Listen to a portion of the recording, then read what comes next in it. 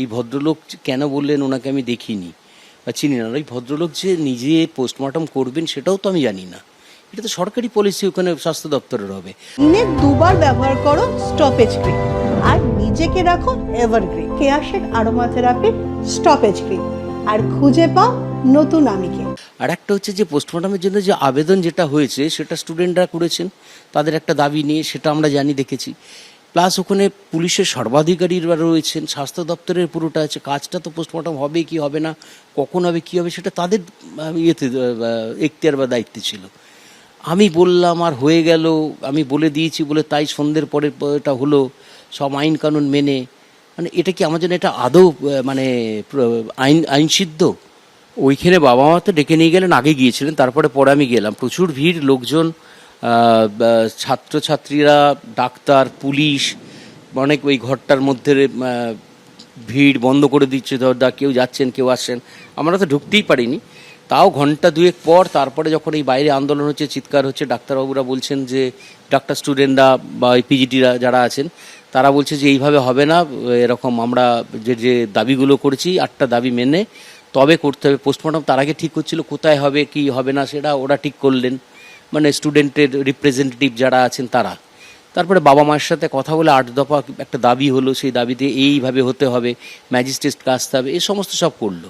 তো ওরাই সব করলো, ওটা করার পর তারপরে নিয়ে গেল ট্রলি করে হচ্ছে মর্গে। এবার যখন নিচে মর্গে ট্রলি করে নিয়ে গেল, মর্গের ওখানে যে, তখন আমি ওর বাবাকে বললাম যে দেখো, আমরা তো এখনো এফআইআরটা পর্যন্ত করলাম না, এদিকে পোস্টমর্টম হয়ে গেলে, বডি নিয়ে চলে গেলে তার কখন হবে?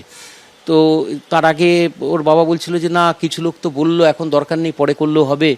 তাই বললাম না না না, এটা বোধহয় ভুল হচ্ছে কোথাও, পরে করার দরকার নেই। তোর মা বাবার সাথে টালা থানার থেকেই গাড়িতে এসছি।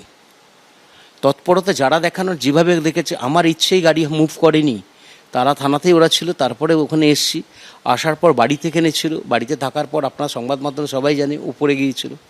এবার উপর থেকে যখন বলা হয়েছে তখন গাড়িতে উঠেছে ওই অনেকে। আমি কিন্তু ওর বাবা বাবারই গাড়িতে উঠে গেছি শ্মশানে। আর আমার কাছে যে ব্যাগটা ছিল, যে কাগজপত্রগুলো হয়েছিল ওইখানে হাসপাতালে বা থানাতে, তার সব কপিগুলো আমার ব্যাগে ব্যাগে রাখা হচ্ছিল।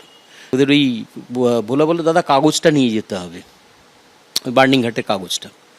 তো ওই বার্নিংহাটের কাগজে লেখা আছে সংবাদদাতার নাম, মানে কে নিচ্ছে রিসিভ করে ওটাকে, সংবাদদাতার নামটা। তো আমি ওটাকে, অন্যান্য কাগজগুলো যেরকম সকাল থেকে করেছি সেরকমই আমি ওটাকে রিসিভ করলাম। ওর বাবাকে নিয়ে আমি তখন বেরিয়ে চলে আসলাম। বেরিয়ে এসে টালা থানাতে ওর বাবা ছিলেন, আরও ছিলেন 4-5 জন, যাই হোক। তা সেগুলোকে নিয়ে আমরা যখন এফআইআর করছি, লিখছি, দেরি হচ্ছে, ওইখান থেকে ফোন আসলো পোস্টমর্টম হয়ে গেছে।